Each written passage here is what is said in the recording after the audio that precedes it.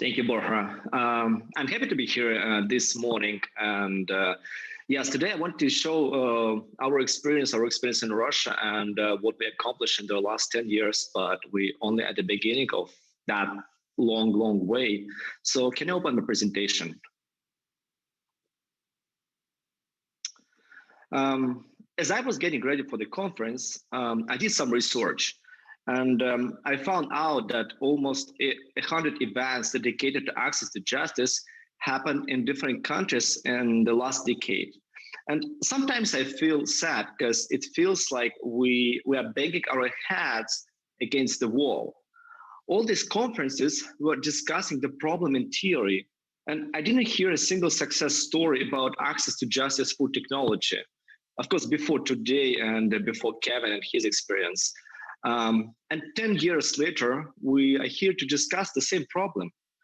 I hope that today's event will be the starting point to share practical experiences and success stories from different parts of the world.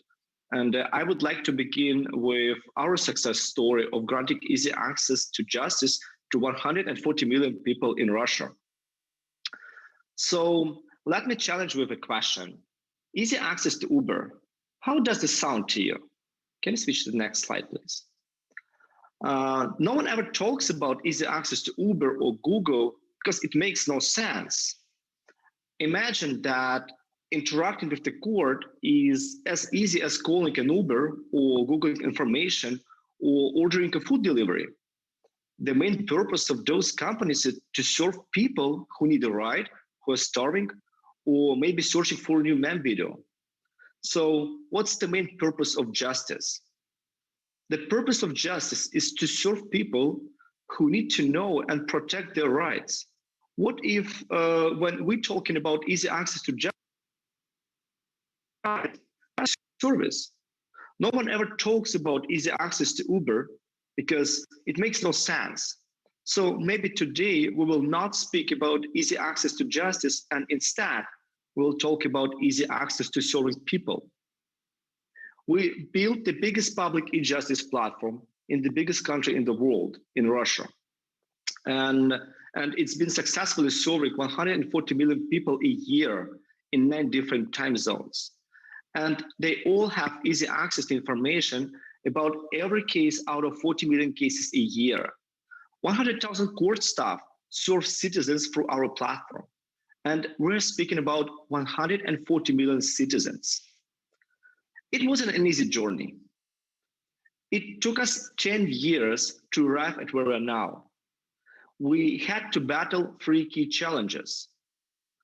Judges had a fear of absolute transparency. Lawyers resisted the new e-justice platform, and there was no consistent user experience. Some courts would publish information with delays. Some wouldn't disclose case updates. Some would do something else. And I guess everyone can relate to those issues. So let's start with the first one, fear of transparency. We all do not like our lives of work to be fully transparent. That's why we have private accounts on Instagram, we lock our doors, or we hide our financial transactions. We don't want to live in houses with glass walls, and that's okay. We all have the right to privacy. However, it's different for government officials, for people who decided to serve their country as government employees, as public servants. In most countries, by law, their professional life must be transparent, because if it's not, then unjust, racist, corrupt, and very bad things could happen to people behind locked doors. In 2008, our government made the first step to that transparency. And the new law forced every judge in the country to show to the public every procedural event related to every case they work on. Hence, it was a political decision. And we use it as leverage to change judges' attitude to technology.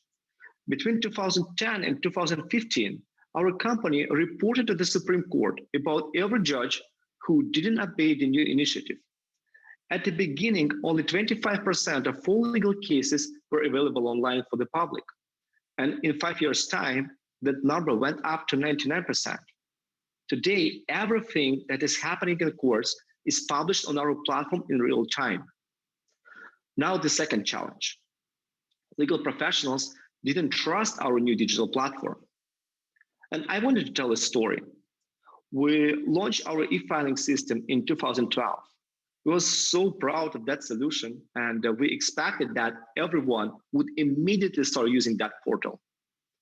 However, 6 months later, we saw that only 10% of all documents were submitted online. And we didn't understand why hundreds of lawyers in Moscow preferred the inconvenient, old-fashioned way, like waiting in line in front of the court building for hours. And I wanted to imagine this line. It was a never-ending line where hundreds of people were waiting outdoors from 7 a.m. to 6 p.m., be it rain, snowstorm, hail, sunshine, they would be still there. So we decided to ask every single lawyer who would wait in that line every single day. The answer we heard shocked us. The first answer was something like, my boss knows that waiting can take all day, so I'm going to wait a couple of hours and then I'm going to go home. And it's easy to explain. In legal industry, everybody by the hour. And the second answer was, I don't trust e-filing because I need confirmation on paper that the court received my lawsuit. We saw that people didn't fully understand the benefits of using our platform. And it's logical. People always resist change. It's part of our nature. We have no motivation to put in extra effort to change. So we decided to start an educational campaign for lawyers. We hosted webinars with thousands of attendees. We handed out educational pamphlets to those people waiting in line. And we consistently educated people for about a year. But the most important fact is that we didn't lose a in last, and we notified lawyers about every movement of their documents in real time. And eventually, word of mouth helped us. Today, almost 70% of all lawsuits and claims are submitted online. I understand that maybe you're not impressed with a simple e-filing system, but we built a foundation for the future where the shift to online hearings became possible. Within only 2 weeks after COVID outbreak, 10% of all court hearings were already happening online.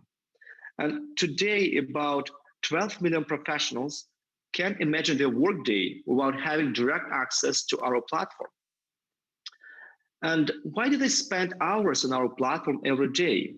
Because it's convenient, it's easy to use, and it helps with all their litigation work. Then I think about it.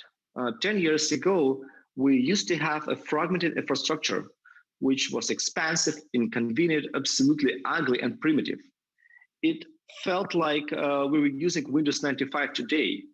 We got rid of it altogether, and instead, we built a unified ecosystem with all the features that I listed on the slide.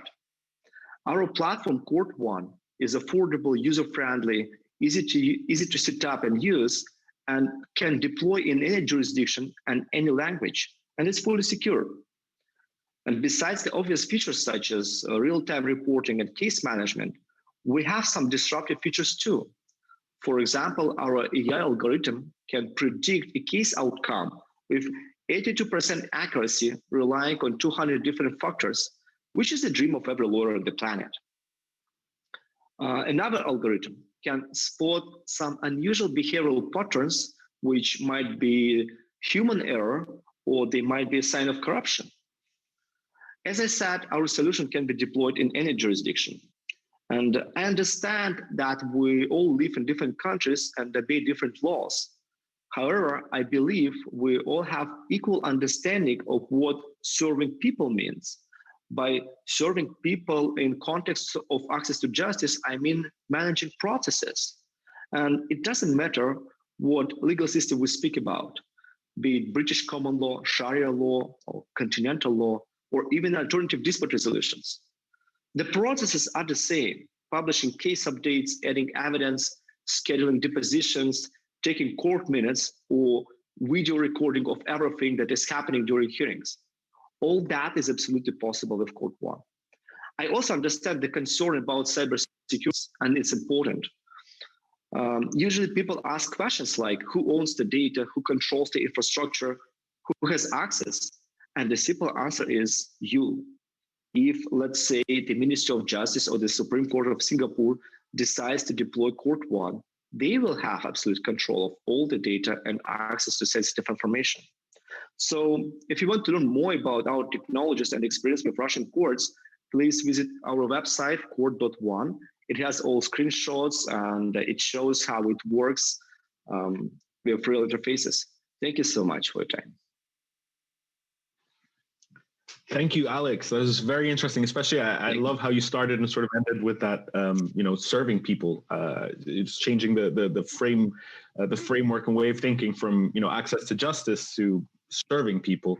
So it was very interesting, and thank you for taking us through your journey. I definitely want to come back to some other sort of points, but I'd like to first also invite Rishikesh to take us through his journey through with Vacal Search and sort of shifting from the idea of serving people to also serving businesses, especially small and medium enterprises. So